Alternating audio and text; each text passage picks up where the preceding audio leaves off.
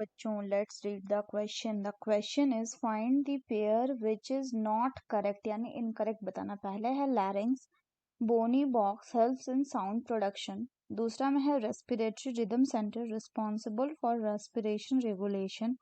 तीसरा है intercostal muscle, muscle between the ribs which help in breathing. उसके बाद है alveoli, very thin irregular walled and vascularised bag like structure. तो आइए देखते हैं हम इसका की कंसेप्ट. तो अगर हम बात करें इसके की कंसेप्ट की, तो इसका की कंसेप्ट हो जाएगा रेस्पिरेटरी सिस्टम. तो अगर हम ह्यूमन रेस्पिरेटरी सिस्टम की बात करें तो ह्यूमन रेस्पिरेटरी सिस्टम स्टार्ट होता है कहाँ पे? नॉस्ट्रल पे. नॉस्ट्रल लीड करता है कहाँ? It will lead to the nasal passage, और नेजल पैसेज से होते हुए ये जाएगा कहाँ पे? Into the pharynx, and this pharynx is a portion for the common passage for food and air. This pharynx then opens into the larynx region into it. This pharynx then open through the larynx region into the trachea. तो ये pharynx फिर larynx की मदद से खुलेगा कहाँ पे? into the trachea.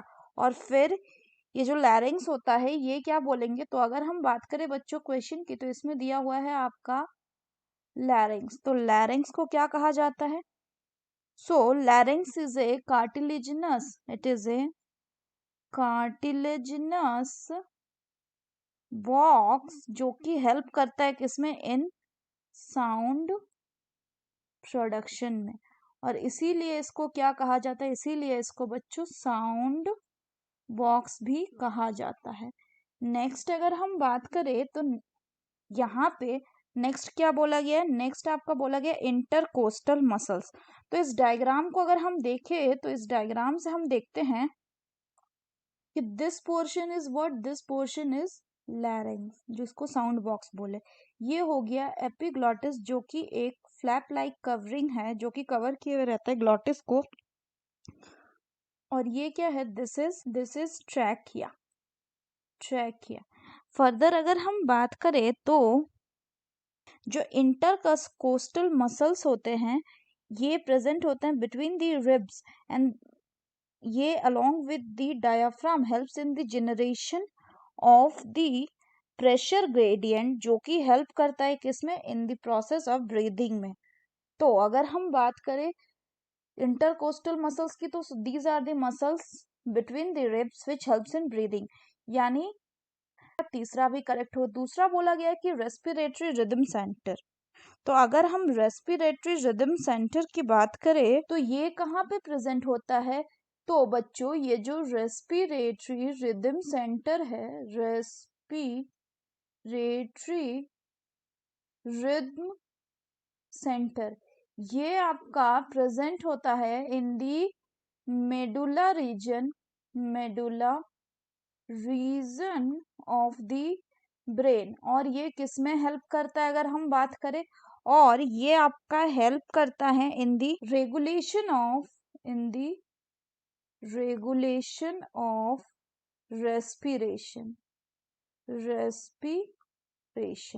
यानी ये कैसा हो गया? ये भी करेक्ट हो गया. नेक्स्ट बोला गया एल्वियोलाई. तो एल्वियोलाई क्या होता है बच्चों?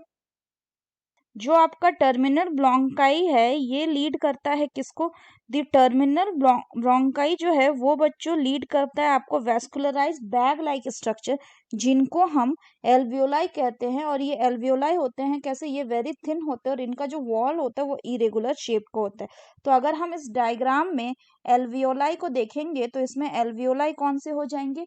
ये जो बच्चों आपके ये सैक लाइक स्ट्रक्चर दिख रहे हैं ये है आपके एल्वियोलाई. और ये जो ब्रांच लाइक स्ट्रक्चर है दीज आर ब्रोंक्यूल. ये क्या है? ये है आपके lung. And this is bronchus. तो हमें बोल रहा है इनकरेक्ट पेयर कौन सा हो जाएगा? तो the correct option will be option 1, that is लैरिंग्स, क्योंकि इसको बोनी बॉक्स बोला गया है, जबकि ये कैसा? ये एक कार्टिलेजिनस बॉक्स होता है. So that's all for the question बच्चों. Hope you understood it well. Best of luck.